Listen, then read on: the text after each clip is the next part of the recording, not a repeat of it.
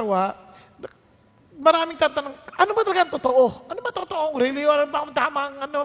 Alam nyo, ito lang ang napaka-importante. When Jesus Christ was telling us na talaga yung totoong disciple niya, if you really want to know whether you're really Christians or not, hindi ho yan sa how active you are when you attend, for example. Hindi yun doon eh. Hindi ho masama yun, pero hindi yun ang sukatan. Ang real test is how we love each other.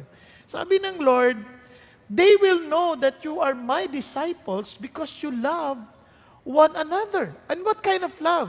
Love one another as I have loved you. Kaya nga po nakakalungkot, mayroon pong nagsabi ng ganito, some people have enough religion to make them hate, but not enough to make them love. Napansin ko yun, mga religious people, they tend to hate more than to love. Kaya nakakalungkot, no? They thought they're close and intimate with God, and yet they're very judgmental, they look down on others, they easily condemn people, and they call that because they love God. Alam nyo, ulitin ko, the real test is how we care for one another. Kaya po napaka-importante po ito. And to most of us, we think that we love God. Kaya last week, kung naalala ninyo, na sabi natin, love comes from God. Naalala niyo po, Beloved, let us love one another, for love is from God. And everyone that knows God is born of God. Naalala niyo po yun? Kung naalala niyo po, di ba? Kaya nga ho, ito po napaka-importante. Without God, there is no true love. Ulitin ko ha. You remove God from the picture, there is no true love. Alisin mo yung Diyos, there is no true love. Now listen to this. Kung may manliligaw sa inyo, at ang unang yung tanong, kamusta ka sa Diyos? How is your relationship with God? Pag sinabi niya, ikaw naman, walang kinalaman dyan, kalimutan mo na yan. Ibig sabihin, that guy does not know how to love because without God, there is no true love. Ngayon kung meron kang nagugustuhan babae and she has no time for God. She has no time to know God more. She has no time to study the things of God. Kalimutan mo na yan. Without God, there is no true love. Ganun lang kasimple yun. Kaya parang hindi kayo mahirapan, kaya nga marami, bigong-bigo sa buhay because they thought they are in love. And they feel that they have that true love. Ang totoo niyan, ang test lagi, sino si God sa buhay nila? What is love? Naalala niyo po? Love is God in action who is in us, for us, and through us. Of course, it is expressed with an unconditional commitment towards imperfect people to seek their highest good, which may require sacrifice and obviously will result to God's glory. Hindi ho tayo marunong magmahal. Trust me. We just thought we know. Okay? Hanggat hindi ho yung Diyos ang kumikilos sa atin, hindi ho tayo matututong magmahal. Kaya marami sa atin ang frustrated, marami sa atin ang parang, nasaktan in the name of love. Kaya may mga nagsasabi na, walang forever. Diba? And totoo yan, kaya nasabi nilang walang forever kasi nga hindi nga tayo marunong magmahal. Akala lang natin marunong tayo. Kaya magugulat ho kayo how God would test us. And too many of us would say, oh, mahal ko si God, mahal ko si God, mahal ko. Alam niyo, minsan, kailangan lang tayong maging honest na hindi ho totoong mahal natin talaga si God hanggat hindi nasusubok. Alam niyo, sample lang ha. Sabi ni God, if you love me, you will love one another. Tama ba? Tama ba? Now, to love unconditionally is beyond us. How much more to be committed to do it towards imperfect people? Nako, nakita ko na, nakapanood na kayo ng kasal? Nga? Saan ka man magpunta, doon din ako pupunta. Saan ka man? Naalala nyo? O pagkatapos doon, sasama na sa kanya, maiwang ka. May iba akong kasama. Lahat lang yan sa pangalan ng pagmamahal. Lungkot, hindi kasi na naintindihan. Alam nyo tayo bilang tao, ang kaya lang natin without God, without God, conditionless. Mas konting kondisyon. pag ginawa mo to, mamahalin kita. Pero pagka unconditional, nako, Diyos lang ho talaga nakakagawa noon. Trust me. Kaya kung wala si God sa atin, ulitin ko ha, wala si God sa atin, hindi natin yan kakayanin. Kaya nga, every day of our lives, we need to keep on depending on God in order to practice love. Okay? Now, kaya, naalala niyo pa kung ano po yung paano natin expression? God, grace and glory, open-handed, and discipline. Naalala ko, may isang bata, sabi niya, Daddy, mahal na mahal kita. Di ba, nag-aral na siya. So, nag-aral siya sa malayo. Sumulat siya sa daddy niya, ganito silang magmahal. Kasi ang, tinan niya, grace and glory. Obviously, we love unconditionally. Then open-handed, ang love na totoo, we keep on giving. Forget the taking. Taking is just a bonus. Then discipline. Now listen.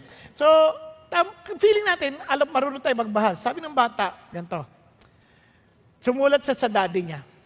Tinan niya, Dear Dad, school is really great. Kasi pinag-aaral eh.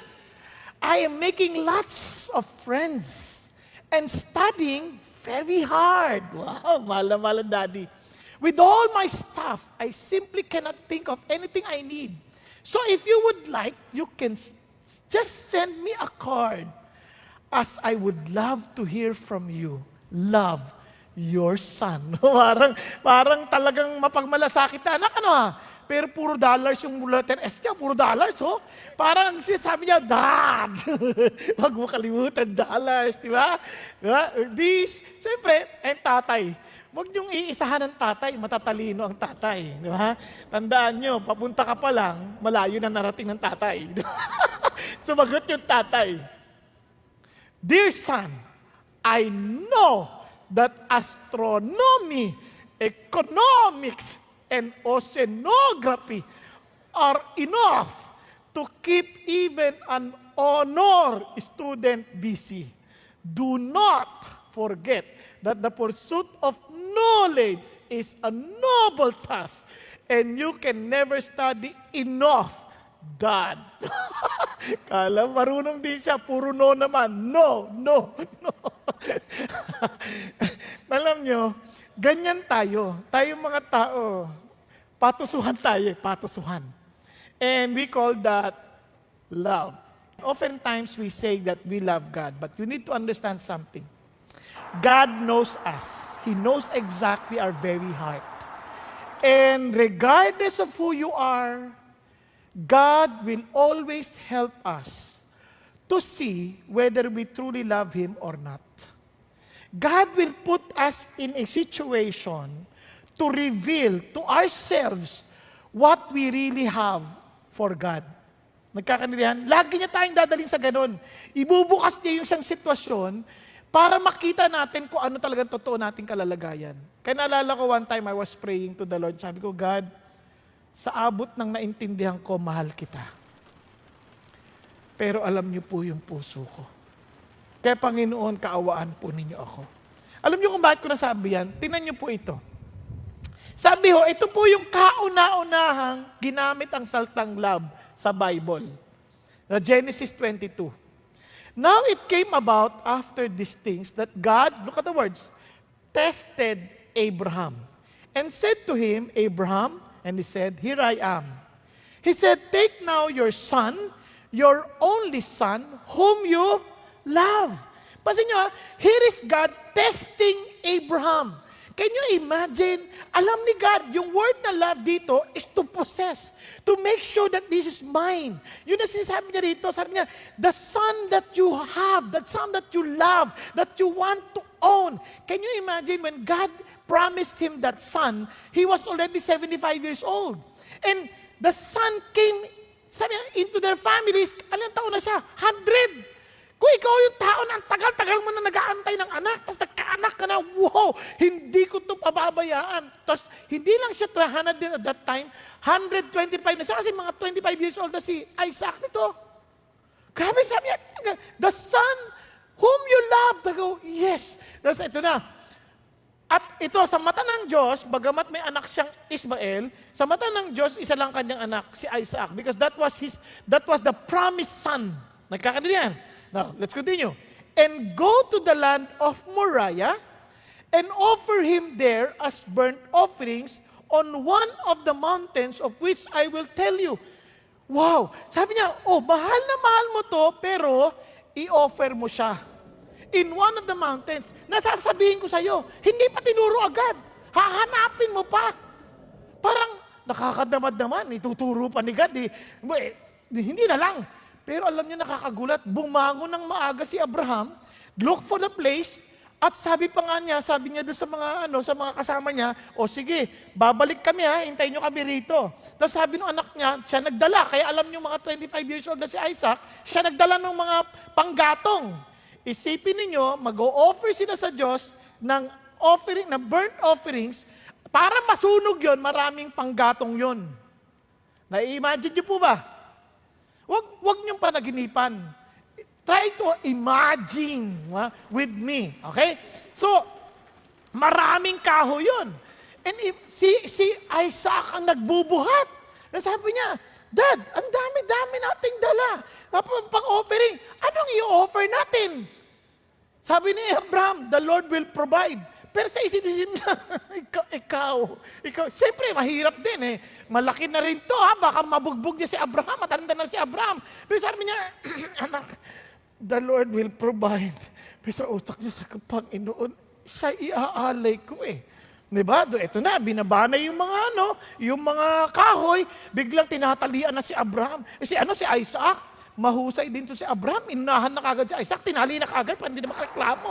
Bakit mo ko tinatali? Siguro, pero walang kareklamo, sabi niya, ano to?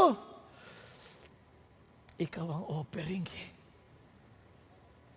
Nakahiga na, nakalatag na yung Siguro medyo umaapoy-apoy na. At sasaksakin na. Walang pagdadalawang isip, sasaksakin na. At tumawag ang anghel, Abraham. Basahin niyo iba kasi hindi ko mababasa niya lahat. Abraham. Isipin mo si Abraham, medyo masama ng loob. Itutuloy na yun. Hindi, tutuloy ko na to. Sayang to. Pinigilan talaga siya ng Lord. No, Abraham. Tapos ito, hanggang niyo Then the angel of the Lord called to Abraham a second time from heaven and said, By myself I have sworn, declares the Lord, because you have done these things and have not withheld your son, your only son. Sabi niya, Indeed, I will greatly bless you, and I will greatly multiply your seed as the stars of the heavens and as the sun which is on the seashore, and your seed shall possess the gate of their enemies. Look at what happened. Sabi niya, dahil sa handa mong bitiwan ang iyong sariling anak, God passed the test. He came to realize that he loved God more than he loves his son. Because you passed this test, sabi niya, now you are worthy of all my blessings. You are worthy. Alam niyo, sa marami sa atin, we want God to bless us. And we say we love God. But so oftentimes, tinetest tayo ng Diyos Hindi tayo makapasa-pasa. Ang dami na, tinetest tayo ng Diyos. Bisan, konting test lang, reklamo na kagad Then how can God entrust to us? Minsan yung mga bata, ganyan Parang itetest mo yun Parang, halimbawa lang, sabi mo, nakita ko na sa mga bata ito, Daddy, I love you. Diba? I love you, Mommy. Ang sweet naman nila Utusan mo. Subukan mo lang, utusan mo lang. Magugas ka ng plato na ayusin mo ito. Ako naman. Wala pa akong kapatid. Lagi isipin yung kapatid Parang, mahal kita, Daddy, huwag mo ako utusan. Wala namang ganyanan. Mahal na nga kita inuutusan mo pa ako. Ang ganyan tayo. Kaya sabi ng Lord, when you say you love me, you obey my commands. Diba? Yun ang test Yun ang test. Tignan nyo, sa maraming babae dito, sasabihin sa asawa, I love you. O sige, sweetheart, pagluto mo ako ng ganito. Ang dami mo request, ang tanda-tanda, ang dami akong ginagawa Ikaw, ako pa, utusan mo. Ikaw na yan, ang tanda-tanda mo na Kanina lang I love you yun. Na alam nyo, minsan itetest kayo, ilalagay ka sa sitwasyon for you to see. And look at what happened. Because of this, Alam na ni God yung puso ni Abraham. But when Abraham realized this, look at what happened. In your seed, all the nations of the earth shall be blessed because you have obeyed my voice. Now, we understand that if we truly love God, with the love that comes from God, itong amazing, the world will be blessed. Kaya nga yung buhay mo nagiging blessing sa family, nagiging blessing sa office, nagiging blessing sa ibang tao. Kasi ang pagmamahal mo, una sa Diyos. Kasi pagka yung anak natin ang una, sasambahin natin yung anak natin, aawayan natin lahat para sa anak natin.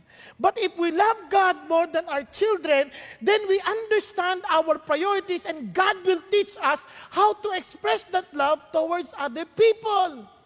And you will begin to become a blessing to others. Yun ang sinasabi ng Diyos. Kaya nga itetest tayo niyan eh.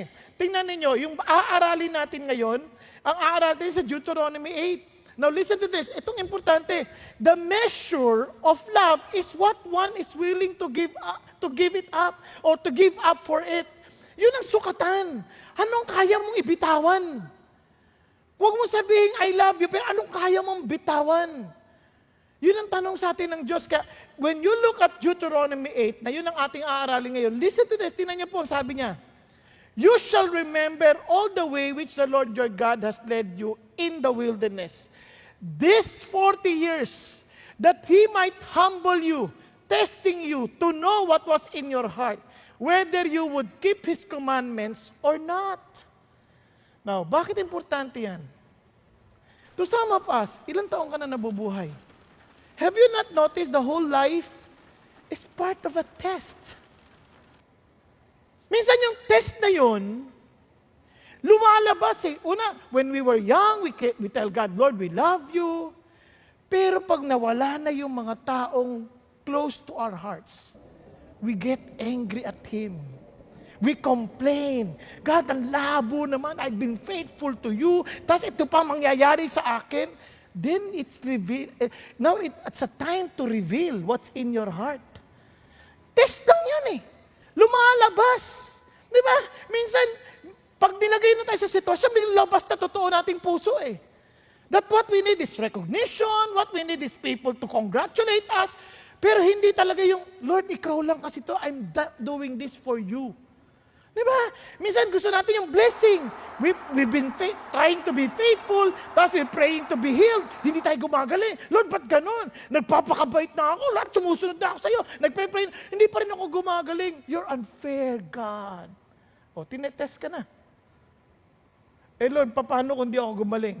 At nagte-thank you pa rin ako sa'yo. Oh, biro mo, namatay ka, nag-thankful ka. Pasado ka. Kaysa naman patay ka, punong-puno ka sa mga loob. Patay ka pa rin. Nakuha natin? Andiyan pa kayo? Hindi. Alam nyo dito, ako tonto sa nanay ko eh. Nakita ko yung nanay ko eh. She was bedridden and she could not speak for the last 5 years of her life. And you know what? Yung nanay ko to, kaya ako blessed sa kanya nung nakikita ko siya. Makikita ko yung sa hating gabi, tataas ang kamay yun eh. Iniisip ko, ba't siya nagtataas ang kamay? And then I realized, she was worshiping the Lord. Madaling mag-worship pag okay lahat eh. Pero when she was bedridden and she could not even speak, wow, I knew. Sabi ko, itong nanay ko. Tapos nakangiti siya eh. Yung ngiti niya, nahirap, alam mong hindi niya and yet she was praising God. Kada nakita ko, marami na ko na nakitang tao ganyan, no? They are so, seemingly so faithful to God, until the trial comes. And look at the words. 40 years. And sa atin, to some of you, 50 years. To some of you, 60 years. 70 years. And you are being tested or being tested by God. Naintindihan? But ang tanong, ito ba nangyari sa atin? And look at this. He humbled you and let you be hungry and fed you with manna, which you did not know. Did your fathers know that He might make you understand that a man does not live by bread alone, but man lives by everything that proceeds out of the mouth of God. Friends, this is the challenge. That I want you to see this. Kasi alam niyo, pag binasa niyo yung Deuteronomy, gugulat ka, sabi niya, because you will be entering a beautiful land. And you would not be prepared if I did not prepare you, if I did not test you, if you did not follow my word. Kaya crucial ito. Now listen to this. Kaya sabi ng Lord, he who loves the father or mother more than me is not worthy of me. He who loves son or daughter more than me is not worthy of me. God will test us. Sino talagang totoong puso natin? Kasi you love your parents more than God, you're not loving them with a true love. Bakit? Without God, there is no true love. Nagkakandidihan? Andiyan pa kayo? So anong topic natin for tonight? Part 2. God's love is unchanging. Receive it. Give it. Okay po? Kasi it's a daily challenge of receiving it and giving it. A daily challenge of asking God for you to have it in order to give it. So balikan lang natin. Ano nga yung love? Love is God in action who is in us, for us, and through us, expressed in unconditional commitment towards imperfect people. And now we would like to see this clearly, to seek their highest good, which may require sacrifice, resulting in God's glory. Now listen to this. Maging ang Diyos, as He exemplifies love, He always seeks for our highest good. God's heart is always for our good. Ang pagmamahal ng Diyos para sa kabutihan mo. Now, tingnan niyo po ito. Balikan natin. Sabi ng Lord, all the commandments that I am commanding you today, you shall be careful to do, look at the words, that you may live and multiply and go in and possess the land. Gusto ko kayong dumami. Gusto ko kayong mabuhay. Now, pansin nyo, hindi niya sinabi para mag-survive kayo, kundi para mabuhay kayo. Alam niyo, maraming tao, they just exist. Hindi sila nabubuhay. Alam mo kagad nabubuhay na tao na nag-exist lang, walang pinupuntahan. They're so dry. They do not even know where they're going. Hindi nila alam, saan ba ako tutungo? Ano ba mangyayari sa akin? Parang walang na-accomplish. Kaya maraming tao, parang bigong-bigo sila. Parang every day of my life, ganito na lang ba to? Parang gigising ako, babangon ako, tapos ito na naman, magtatakip silim na naman, parang walang nangyari. Kasi hindi nila nakita sa sarilang, nabubuhay ako. Narinig nyo ito ng maraming beses. Tanungin nyo lang, ordinaryo nagtatrabaho. Ba't ka nagtatrabaho? Obviously, para kumita ng pera. Eh bakit nga? Para makapagtrabaho. Balik-balik lang yan. Kikita, bibili ng pagkain, para lumakas, para magtrabaho. Kikita, kakain, para lumakas, para magtrabaho. Kikita, kakain, lumakas, para magtrabaho. Hanggang sa madagdagan ng gamot, hanggang sa madagdagan ng vitamins, hanggang sa madagdagan ng kabaong. Patay din. At ang tawag nila dyan, buhay. Jesus Christ did not live long, but He lived. Ito pang sunod. Tingnan nyo, sabi ng Lord, I testify against you, kaya gusto kitang sumunod sa aking sinasabi, kasi you will surely perish. Inulit niya pa. Sabi niya, because you would not listen to the voice of the Lord your God, you shall perish. Alam niyo, tingnan niyo po yung buhay ng maraming tao. Dahil hindi tayo nakikinig sa Diyos, sirang-sira buhay natin. For example, one of the commands, obey your parents, honor your parents. Ilan na naghihirap sa buhay dahil hindi sila nag-aral, dahil hindi sila nakikinig sa magulang nila. Ilan ang pumasok sa relationship, nag-asawa, nang wala na hindi na iniisip ang Panginoon Diyos, sa isip nila, wala, I'm in love, Papa don't preach. Di ba? Kaya nung Valentine's, bumiglang liko. Tapos nung naliko siya, na mali siya, naumpog ang tiyan, bumukol. Sabi niya, paano na ang buhay ko? Iniwan siya ng lalaki. Nabuntis siya. Lord, ba't mo ako pinabayaan? Hindi ka pinabayaan ng Diyos. You never listen. I don't want you to perish, but you never listen. And you are not listening. Diba? Yun ang problema ng tao. And they will blame God. They will blame God. Ilan sa atin ang nabaon sa utang? Na sabi na ano tayo, dahil sa nangako lang tayo sa utang ng iba. Masama ba yun? Tumulong na nga ako sa iba. Ako pa nagkautang-utang. Simple lang, sabi ng Diyos, wag na wag kang mananagot sa utang ng iba. Nasa Bible yun. Hindi ka nakinig eh. Tuloy nagdudusa ka. Babae, sinabi ng Diyos, mag-submit ka, mag-pray ka pa sa asawa mo. Binunganga mo. Saan ka galing? Tapos ang babae, pati ng babae, ganito magaganti ka sa akin. Ikaw naman di may kasalanan yan, di ka sumunod sa Diyos eh. Tapos sabi mo, ang labo mo God, pinabayaan mo ako. Hindi ka niya pinabayaan, hindi ka nakikinig. Kung nakinig ka lang, di sana, hindi ganyan ang buhay mo. Nagkakaintindihan tayo? You see, God wants us. You know why? Because He knows everything. He created us. He knows what is best for us. He knows what is good for us. And He is always seeking for our highest good. Since the Lord wants us to obey Him because He desires our highest good, remember the word good. Good. Sabi mo, good. Good. Yan ang ating outline para hindi tayo mahirapan. Without God, there is no true love. So be good. Okay, ano ibig sabihin ng be good? Para maintindihan nyo itong true love na ito that we are to share. First, godly image. If you want to really see the love of God, you must see His image. 2, you must be willing to train and to undertrain. Nagkakaintindihan? To train and be undertrained dahil sa pagmamahal na to. And you must learn to be dependent on God.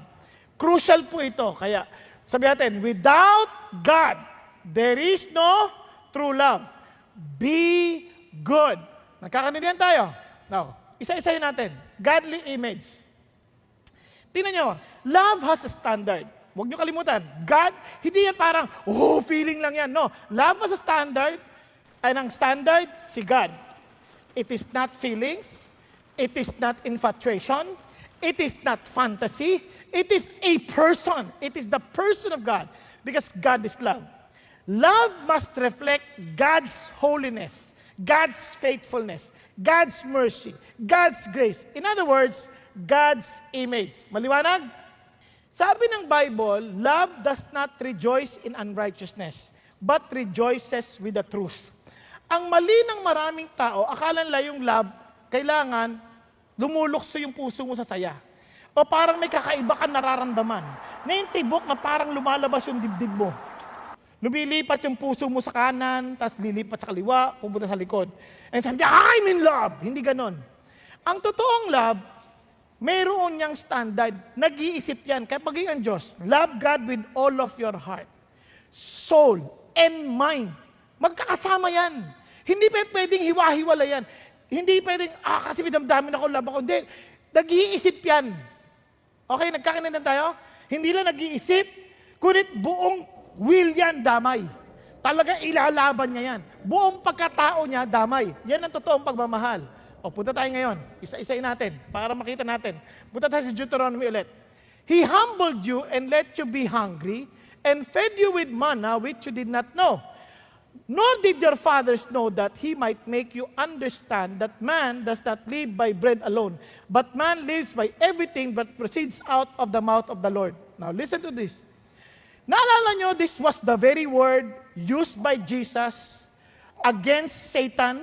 Naalala nyo when He was being tempted? Sabi niya, if you are truly the Son of God, if you are truly the Son of God, turn this stone into bread. Now, ganyan ang laging tukso ni Satan sa atin. Kung talagang mahal ka ng Diyos, kung talagang ang Diyos kumikilos at buhay, ipuprovide niya lahat ng needs mo. Ibibigay niya lahat ng gusto mo. Hindi nga lang needs eh. Yung gusto mo, tinapay, gutom na gutom ka. Damit, dahil hiniginaw ka. Kama, dahil inaantok ka. Yun ang gusto mo. Tama? Hello? And once God does not provide, He does not love me. Yan ang tanaw ng yan ang pananaw ng diablo. That's how he tells people, ganyan dapat. Pero sabi ng Lord, ginamit niya to. Man shall not live by bread alone, but with every word that proceeds out of the mouth of God. What does this mean? Ano talagang gusto sabihin ng Diyos? Balikan natin from Genesis. Gagay-gayin natin. Sabi ng Bible, God said, let us make man in our image. Nasusundan ninyo? Then He created man, o male and female, He created them in the image of God. Now, tanong. So anong ginawa ni God? After they were created, sabi niya, be fruitful and multiply. So what does God want to do? He wants to fill the whole earth with His image. Nasusundan natin. Now, how did He do that? Look at how He created man in His image. Then the Lord God formed man of dust from the ground, and He breathed into his nostrils the breath of life. Tama ba? And the man became a living being. Paano siya naging tao? He breathed on him the breath of life. Tama? And look at what he said.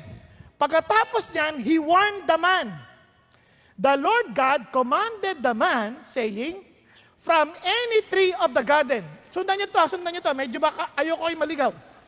From any tree of the garden, you may eat freely. Tama? But from the tree of the knowledge of good and evil, you shall not eat. For in the day that you eat from it, you will surely die. Ano napansin niyo? He breathed the breath of life. Tama? Buhay siya. Tama ba? Then sabi niya, wag mo itong susuwayin because you shall surely die. Nagkakaintindihan? So the instruction was not to eat the fruit of the knowledge of good and evil. There was an instruction from the mouth of God. Wag mo itong susuwayin. You shall surely die. Now listen to this. Alam nyo, basic principle yan. Kaya pansin nyo sa James. But each one is tempted when he is carried away and enticed by his own lust. Once you are tempted, you are doing something against the instruction of the Lord. Tama ba? Ang temptation is to bring you away from God's instruction. Ilalayo ka niya sa salita ng Diyos. Now, bakit importante yan? When lust has conceived, it gives birth to sin. And when sin is accomplished, it brings forth death. Hello? Listen. Kapag ang tao hindi sumunod sa Diyos, hindi niya sumusunod sa salita ng Diyos, anong dinadala niya? Kamatayan. You shall surely die. Now, aside from the second death, itong issue dyan. Yung death na yun, it brings decay. Maraming tao, pilosopo. Oh, sabi ng Lord, you shall surely die, ba't hindi siya namatay agad? Hindi mo naintindihan. Halimbawa, ikaw, ano pangalan mo, sir? Ha? Jeff. Halimbawa si Jeff, tinuklaw ng isang makamandag na ahas. Talagang walang anti-venom. Talagang makamandag. Hindi pa siya patay, patay na siya. O, naintindihan niyo na? Hello? Andiyan na yung kamatayan dumadaloy na. Nag-iintay na lang ng totoong kamatayan. Pinandyan na, you shall surely die. Wala ka nang ligtas dito, patay ka na dito. You shall surely die. Kaya nga, para ka mga walking dead. Nahahabol pa yan. Kaya yung maraming tao, walking dead yan. Now, listen to this. Paano nangyari yon? Kaya nga, tingnan nyo ha, breath of life. And if you do not follow the word, tingnan nyo sabi ng Bible, all scripture is God-breath. Now listen, kaya ang tao, kung talagang mahal mo si God, at mahal mo yung tao sa paligid mo, ang utak mo lagi is to help these people to know the Word of God because that is the breath of God. That brings life. Kaya yung mga magulang, and they say they love their children, but they do not even know the Word of God. They do not even help their children to know God. You are not really loving them because there is no life that you are giving them. Puro lang salita na pagmamahal. Kaya ang daming magulang, they don't have time to study the Word. Yes, they give money, they give what the children want, but they never gave what the children need. Life. They need life. Kaya nga, ang challenge natin dito, every family is a D group and every father is a D group leader. Bakit? Because we want to give life. If we love our children, we will disciple them. Husbands, if you love your wife, you disciple your wife. Di ba sabi ng Lord John? You present her holy and blameless before God. Haharap tayo sa Diyos. Dadali natin yung asawa natin. Lord, I want to present you. I present you my wife, blameless and holy before you. I discipled her. I helped her to love you. I helped her to follow your word. Because man shall not live by bread alone, but with every word that proceeds out of the mouth of God. Excuse! Wala nang excuse. Wala akong time. Time? No, that's not true. Sino din naman may asawa? Nanligaw kayo? Naranasan niyo manligaw? Susunduin? Ihahatid? Umaabot ang hating gabi? Nung magpapaalam ka na, uwi na ako, gapo eh. Di ba? Tapos mag-i-stay ka pa ulit? Tapos magkabiyahe ka na naman? Tatawag ka na naman? Tapos mag-uusap na naman kayo? Busy? Wala, may time ako. Bakit? I will make time. I love her. Hello? Andiyan pa kayo? Kaya when you say you don't have time to study the Word, to teach the Word, you don't have time to train and disciple your children and your wife, it only means you don't love enough. Nagkakaintindihan? Kaya it's not an emotional thing. You give the breath. Kaya nga as Christians, kung talagang mahal mo yung office mate mo, you pray, God, may the breath of life be upon him. Kasi patayan eh. They're dead. Kasi nga, for the wages of sin is death. Patayan. Kaya nga sabi ng Lord, that's what our condition before. We were dead in our trespasses and sin. Hiwalay tayo, walang ang word of God sa atin eh. Kaya nga sabi ng Lord, but God, being rich in mercy because of His great love with which we loved us, even when we were dead in our transgressions, look at the words, made us alive together with Christ. By grace you have been saved, and raised us up with Him, and seated us with Him in the heavenly places in Christ Jesus. For by grace you have been saved through faith, and that not of yourself. It is a gift of God, not a result of works, that no one may boast. Ano sinasabi ng Diyos? Don't look at your office mate, your classmates, based on their character, based on their attitude. Look at them. That these are people needing life. Kaya nga, hindi ako No, kaya nga kung talagang mahal mo, you will do everything just to make sure that you can help this person to know Jesus. Hello? Kaya ito yung challenge sa titingnan nyo. Pakinggan nyo mabuti. Kahit si Jesus, the reason why we need Jesus, because He's the Word of God. Remember? He is the Word and He became flesh. The Word became flesh and dwelt among us, referring to Jesus. And it's very consistent. Ang Bible is not to be studied for debate. Ang Bible to be studied to know and to love Jesus more, so that Jesus would be more alive in us, that we would reflect Jesus in our lives. Yun ang challenge. Kaya tingnan nyo, sabi ng Bible, consistent yan. And the testimony is this, that God has given us eternal life. And this life is in His Son, the very Word of God. He who has the Son has the life. He who does not have the Son of God does not have the life. Alam nyo, the highest good for any person is to get back to life in God.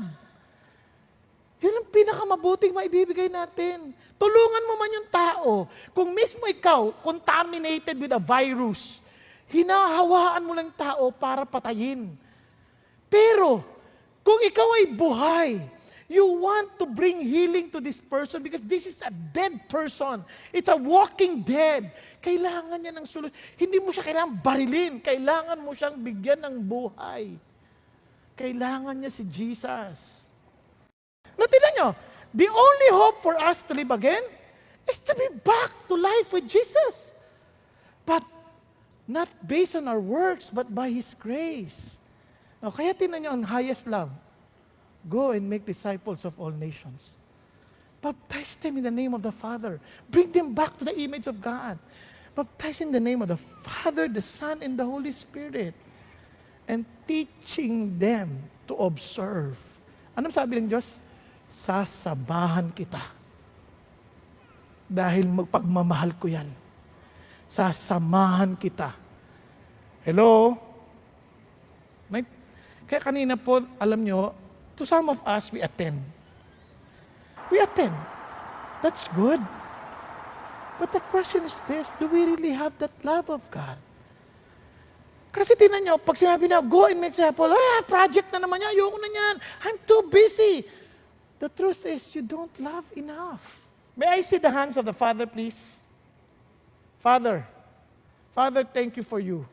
But Father, remember this, with all your sacrifices, without bringing them to Jesus and helping your family to follow Jesus, you're missing it. You're missing the love that most of them, they really need. Kawawa yung mga bata. Kaya nagugulat to kayo, marami ngayon, mga bata, hindi nila naintindihan. Akala lang nila religion. Sama na tayo, attend tayo, okay na yan. So, pero they never understood the very word of God. Baka naman ho kasi, sorry po hindi ko kayo hinuhusgahan. Baka lang hindi rin pa rin totoo sa atin. Just be honest to the Lord. God, hindi ko talaga naintindihan. Hindi ko naintindihan bakit kailangan ko itong ilaban. Alam mo bakit?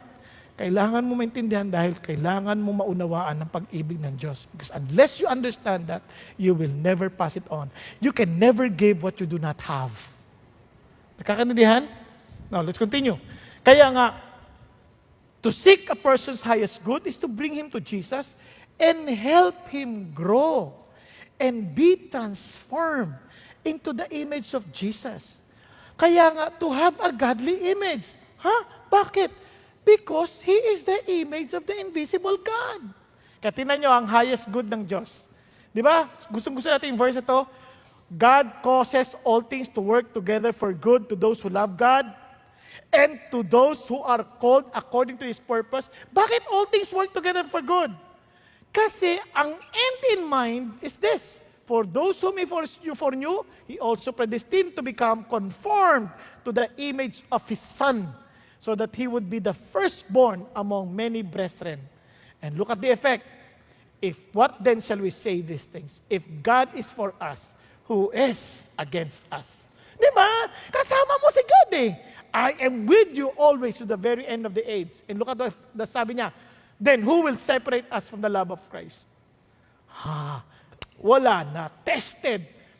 Tribulation, distress, persecution, famine, nakedness, peril, or sword. Sabi niya, but in all these things, we overwhelmingly conquer through Him. Bakit? Who loved us. For I am convinced that neither death, nor life, nor angels, nor principalities, nor things present, nor things to come, nor powers, nor height, nor depth, nor any other created thing will be able to separate us from the love of God, which is in Christ Jesus, our Lord. So every time you think of godly image, when you look at your daughter, your son, created to in the image of God, I need to help them to become and to live out that image. You protect them. Your wife, your husband. Ang heart natin is not for our convenience. Ang heart natin is to help them to be like Jesus. Hello? Andyan pa kayo? Kaya yung office mate nyo, you start praying and caring for them. Lord, hindi ko po alam paano siya share. Pag-pray mo na siya. Tapos mag-aaral ako para sa'yo. Magpapatrain ako para sa'yo. Gagawin ko, aalamin ko para sa'yo. Dahil mahal kita sa Diyos. Dahil mahal ako ng Diyos. But obviously, if you do not have it, hindi mo gagawin yan. Trust me. Dahil hindi to reliyon. This is a reality of relationship with a loving God. There is a reality of the image of God back in us because we belong to Him. Ito yung challenge. yung religion na totoo, mayroong totoong ugnayan kay Jesus. Nagbubuhay si Jesus. Lumalabas yung image si Jesus. Nagre-reflect yung image si Jesus. Now, let's continue. Kaya sabi nga, without God, there is no true love. So be good. Good. Now, number 2, under training. Look at this. Kaya nga ito, napaka-crucial nito. If we want to be that image to come out, it requires training. Kaya pinitrain yan ng Diyos, pinapractice yan ng Diyos. Kasi, sino nakapanood dito ng Few Good Men? Yung mga palabas ng mga US Marines, ganyan. Nakita niyo yung mga training nila? Anong kanilang pinaglalaban? Ano yung motto nila? Semper Fi. Ano yung Semper Fi? Loyalty to the end. Tama ba? Be faithful to the end. And it requires them a lot of training. Hindi yan parang automatic daw. Napasalu-saludo lang. Hindi. Kagapang yan, aakyat yan, kung kinakailangan tumalon sa aeroplano, na may parachute, tatalon yan. They will train. Tapos, makikipag-training ng bakbakan yan, sapakan yan, lahat, bubugbugin sila. And just to the end, sabi niya, Semper Fi. Just to live out that Semper Fi. Nagkakaintindihan, loyal to the end. Bakit? They are willing to be trained. Ganon din si God sa atin. Tingnan niyo sabi ng Lord, you shall remember all the way which the Lord your God has led you in the wilderness these 40 years, that He might humble you, testing you to know what was in your heart, whether you would keep His commandments or not. Susunod ka ba dahil convenient or with or without convenience? Di ba? Yun ang tanong sa atin sa Lord eh. He humbled you and let you be hungry and fed you with manna which you did not know, nor did your fathers know, that He might make you understand that man does not live by bread alone. Kasi the more while you are being trained, doon mo lang nare-realize, Lord, sa lahat ng pagsubok na ito, thank you that I can hold on to your promise. Thank you that I can hold on to your words. Yun lang pinangawakan mo. Kaya maraming tao, gulat sa buhay eh. Hindi sanay. Ano niyo po, purihin ng Panginoon Diyos. Kasi ang tatay ko, tinrain kami ng mabuti yan. Alam niyo bang bata pa lang kami? Ako 5 years old, natutunan kong magtanggal ng balahibo ng kambing, baboy. 5 years old, hindi madali yun. Sabi niya, tanggalin mo yung balahibo na yan. Kasi nagkakatay siya ng baboy, tsaka kambing. So, tatapunan na mainit na tubig, tapos tatanggalin mo. Parang mauuna pa yung balat mo malalaplos bago yung balahibo. Ewan ko kung naranasan yun. At first, hindi ko maintindihan yun. Why do I need to know this? Hindi naman ako magiging, taga-katay ng kambing. Pero, He wants us to understand how to live. Now, natuto ko magluto, natuto ko kung ano-ano. One time, siyempre, hindi naman kami mayamang tao, Christian na ako. Sabi ko, gusto ko sana ma-sharean yung kaibigan ko, maimbitahan man lang sa, hindi kami nagse-celebrate ng birthday ngayon, sabi ko, ano kayo papakain ko sa live? Magulang ko, nasa probinsya, kami lang nandito sa Maynila. Ano kayo papakain ko dito? Nagbaha! 3 araw na baha sa may amin. Di may kapitbahay kami na mayroong kambing. Hindi nakalabas. Sa takot nila, kasi nagagalit, nanunuwag di sabi ng kapitbahay, tulungan nyo naman kami kasi yung kambing namin parang nasiraan ng bait. Wala namang bait ang kambing na yan. Pero di ako naman po dahil medyo nasanay na akong tumingin sa mga kahayupan sa buhay. Di tinititingan ko yan, sabi ko sa isip ko, hindi galit, hindi yan baliw, palagay ko, yan, galit lang yan, dahil hindi mo pinakain ng 3 araw Di ba? Kahit naman kayo, pag di kayo kumakain, galit na kayo di ba? Kunyari, yung iba nga sa inyo, tingin-tingin sa relo, kasi gutom na kayo, tapos nagagalit na nga kayo, parang tagal-tagal magsalita na ito. So alam ko yun, naintindihan ko yun, parang kambing lang yan, may sungay, so, eto na, sabi sa akin, sa inyo na yung kambing. Kayo nang bahala kasi hindi kami marunong magkatay Sabi ko, yes! Diba? Yes! Diba? Kinatay ko yun, yung kambing na yun. Kinatay, niluto ko. Di nakapaganda ako. Nagluto akong kaldereta, nagluto ako ng adobong kambing, papaitan, kilawin. Diba? Alam ko sinasabi ko. Kasi, eto na. Nakapag-share ako sa mga classmates ko dahil nakakain kami. So we have something to celebrate. Di ba? Dami, laking kambing So doon ko na-realize, minsan yung mga training na yon, it may be difficult, but it is for you. It is for you to learn in life. Alam niyo, kaya ako confident ako sa mga anak ko that they can survive. They can cook. They can prepare their own needs. Na kahit wala kami. Kaya kami nakakabiyahe sa ibang bansa na hindi sila kasama. Kasi alam ko, confident ako that they can manage. Minsan hindi ko kasi sabi ko saan ang pera eh. Bahala sila. They can produce. They will get from the neighbors. Joke lang. What I'm trying to say, sometimes God will tell us, train us, in order to do what He wants us to accomplish. Kaya minsan lang ang problema natin, we're not willing to train. Parang ganito yan. Ako as a father, I don't know everything. I may know some of the things of the Bible, how to parent, but I need to learn from somebody else because I love my children. I need to hear from those who have gone ahead of me. Kasi mahal ko anak ko eh. I want to be a good father. Nakuha ninyo? So matututo ko saan papatrain ako, aatin ako ng parenting conference. I want to be trained kasi mahal ko sila eh. Ganon din kasi tinuro ng Diyos eh. I trained you, I made you hungry, I want you to know that you cannot live apart from my words, apart from my instruction. Eh, nagte-training na ako, nagkakamali-mali pa eh. Di lalo na kung wala. Nakuha natin? Ganon din sa asawa. Attend akong conference, attend ako ng couples retreat, attend ako ng... Nag-arte na nga ako, nagkakamali-mali pa eh. Di lalo na kung wala. Ganun din, I want to share the gospel. Nagpa-train ako. I want to learn eh. Because I love people, because God loves me. Not because I really love people. It was only because of God that I learned to love people. I'm a very selfish individual. Pero anong tinuro ng Diyos? Because you love these people, paano ko siya sisiran? So I need to attend conferences. Train mo ako. Kaya ako nag-a-attend ng D-group. Because I want to be accountable with others because I want to grow in my love for God. Kaya walang excuse ang time. It's just a matter of love. Marami sa atin, kontento na tayo na, okay na atin ako. But what about leading others? Do you really care? Do you really love these people? Yun ang challenge ng Diyos. Kaya sabi ng Lord, your clothing did not wear out on you, nor did your foot swell with these 40 years. Thus you are to know in your heart that the Lord your God was disciplining you. Yung word of discipline is not to punish you, but to train you. Just as a man disciplines his son, therefore you shall keep the commandments of the Lord your God, to walk in His ways and to fear Him.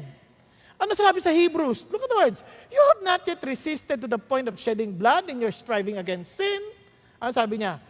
You have forgotten the exhortation. Nakakalimutan mo na.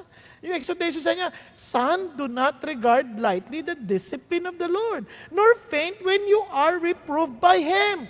Sabi niya, for those whom the Lord loves, He disciplines. He scourges. Every son whom He receives, it is for discipline that you endure. God deals with you as with sons. For what son is there whom his father does not discipline? Now, alam niyo po, every day of my life, I make choices. I have to discipline myself. For what purpose?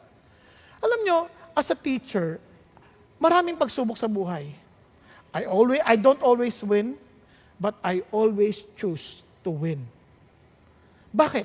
Halimbawa, hindi ako pinansin. Hindi ako nire-recognize. I will now try to choose to win. Paano? Bakit nga ako hindi pinansin? Baka naman may iniisip siya. Baka naman meron siyang, hindi niya ako nakikita ng malayuan. Di ba? Hindi ako pinansin. Kapal niya. Kala mo sinos, na pero, kala mo. So, how will you win? Titanungin mo, bakit mo ako hindi pinansin? Ha? Nakita ba kita? Hindi mo tayo nakita bulag pala. O di, na-realize mo, di maawa ka pa, kawawa naman, bulag pala siya. Hindi. Baka naman, yun pala, baka hindi lang kita napansin, siguro marami ako iniisip ng mga panahon na yon. So hindi ka na nag-isip, hindi ka na naghusga, hindi ka na hindi mo na kinondem yung tao, kasi you train to win. So that, pagdating niya na tuturo ka na, you teach them how to win. Ganon din sa tatay, you choose to win. Para pagturo mo, kunyari, Di anak mo ngayon, pa, alam mo ba sa school, hindi ako pinapansin. Eh kung hindi mo pinili yun, naranasan mo na rin yun sa buhay. Because you have gone ahead of him. Ano sasabihin mo? Oh, hindi mo siya sinunod. Ang style mo, parang naguhus ka kagad. Huwag mo silang pansinin. Talagang ganyan mga tao na yan, mga kakapal mo ka. Magalit ka sa kanila. Huwag mo yan silang pansinin. O, ano tinuro mo? Yung pagkatalo mo. Nakuha natin? So be disciplined to win. Always choose to win in order to share to your children, to those people you love, how to win. Kaya ako yung mga anak ko, pag tatawag sa akin, pahirap-hirap na ako sa school, sobrang hindi ko na kaya. O, di bali anak, anong ginagawa? Mag-pray tayo. Tuturuan ka ng Diyos. Tutulungan ka ng Panginoon. Halika, mag-pray tayo. Because I want them to win in life. Hello? Pakisabi sa katabi mo, be disciplined. Okay? Be under training. Be willing to be trained for the sake of the people you love. Because of God. You love because He first loved you. Okay? Kaya sabi niya, tinan mo, if you are without discipline, of which shall become partakers, then you are illegitimate children and not sons. Furthermore, we had earthly father to discipline us, and we respected them. Shall we not much rather be subject to the Father's spirits and live? Di ba, sa totoo lang, kung hindi mo anak, didisiplinahin mo ba? Kaya may bata rito, takbo na takbo. Hindi kayo papansinin, okay lang yan. Bakit? Hindi ko pa siya anak eh. Pero pag anak ko yan, tititigin ko lang yan. Mamaya. Sa bahay. Di ba? Sa mall, yung anak, gilas yan, iiyak-iyak na, iiyak ko puto bumili. Kung di ko anak yan, hindi ko papansinin yan. Anak ko yan, umiyak ka hanggang gusto mo. Mamaya, usap tayo. Di ba? Hindi yung, nakakahiya, napapahiya na ako dito. Ano gusto mong bilhin? Sige na, bilhin na natin. Sa akin, napapahiya ako, okay lang. But I will make sure that you will never forget this day because I love you. Hello? Hindi kakaintindihan tayo? Yun ang sinasabi ng Diyos. Hindi siya madali. At alam nyo ba, magtataka kayo, bakit itong mga hindi Christian na to, hindi na dinidisiplina ng Lord? Bakit sila gumagawa ng mga kasamaan pero parang umuunlad pa sila? Relax ka lang. Ito sabi ng Lord, para maintindihan nyo. Pag dinisiplina tayo, no?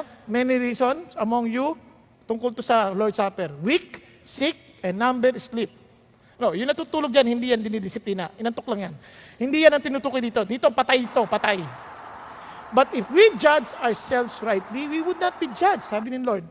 But when we are judged, we are disciplined by the Lord, so that we will not be condemned along with the world. Kaya kung nadidisiplina ka ngayon because God is training you, be thankful to God. Yung iba, hindi din nadidisiplina kasi they will be condemned along with the world, but you are not. You are not part of that condemnation because God loves you. You are set apart for His glory and honor. Amen? Hello? Praise God. Hallelujah. Now, finally, God wants us to be dependent on Him. Bakit importante ito? Listen to this. Beware that you do not forget the Lord your God by not keeping His commandments and His ordinances and His statutes which I'm commanding you today. Otherwise, when you have eaten and are satisfied and have built good houses and live in them, surely God will bless you. You follow God, He will bless you, sabi niya eh. And when your herds and your flocks multiply, and your silver and gold multiply, and all that you have multiplies, then your heart will become proud, and you will forget the Lord your God, who brought you out from the land of Egypt, out of the house of slavery. Then He led you through the great and terrible wilderness with its fiery serpents and scorpions and thirsty ground, where there was no water. He brought water for you out of the rock of flint.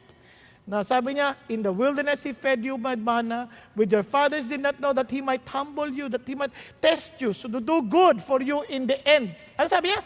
To do good for you in the end. Di ba? It's for you. And finally, otherwise you may say in your heart, my power and the strength of my hand made me this wealth. Sabi ng Lord, I don't want you to feel that way. I want you to realize that you shall remember the Lord your God, for it is He who is giving you power to make wealth, that He may confirm His covenant which He swore to your fathers at to this day. And sabi niya, it shall come about if you ever forget the Lord your God, will go after other gods, serve them and worship them. I testify against you today that you will surely perish. Ano sinasabi ng Diyos? Listen.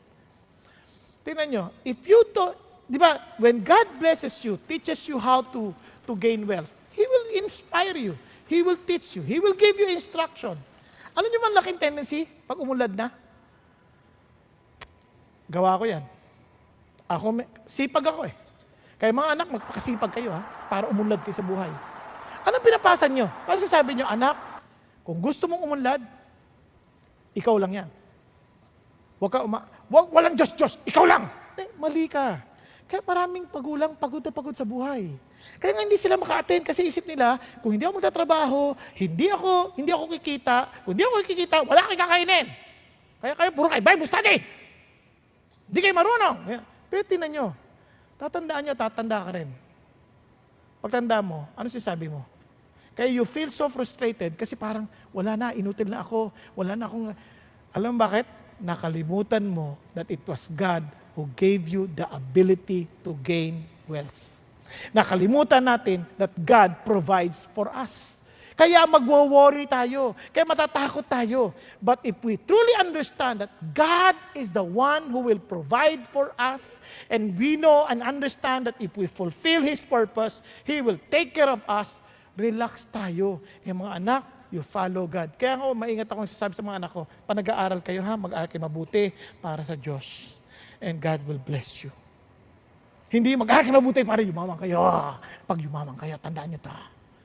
No, kalimutan mo na yan kasi hindi naman totoo yan eh.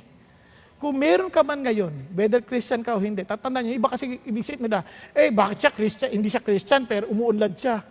Come on, relax ka lang. Minsan, akala natin dahil mabait ka, dapat umaaraw sa'yo, sa kanya umuulan. Hindi naman gano'n ang Diyos eh.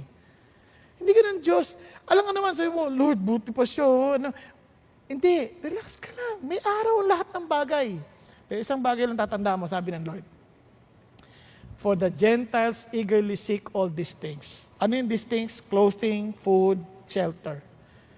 Every father knows that you need all these things. Your father.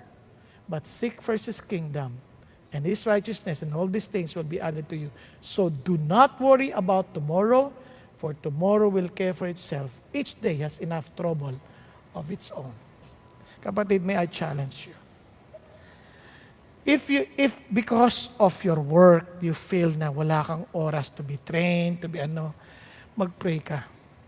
Ang tanungin mo sa Lord, Lord, nagtitiwala ba talaga ako that you will take care of me? O hindi? Just be honest. Kasi kung hindi, kawawa ka, mapapagod ka, and one day you will sense na para ang confidence mo na wala because you are just trusting yourself and not God. Kahit nga lang David, sabi niya, matanda na ako, wala pa akong nakita na tapat sa Diyos na pinabayaan ng Panginoon, maging anak nila na nangihingi ng tulong sa kalye. Hello? Matanda na ako, sabi ni David, wala pa akong nakita na sumunod sa Diyos na pinabayaan ng Panginoon. May persevere in doing what I'm doing.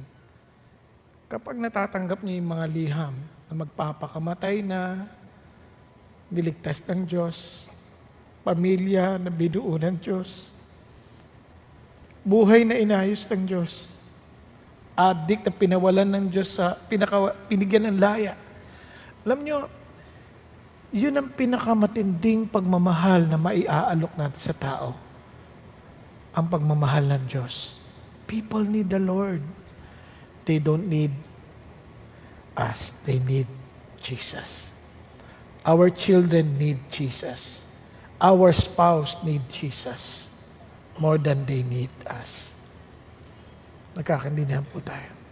So I pray, receive it, give it. Just be good.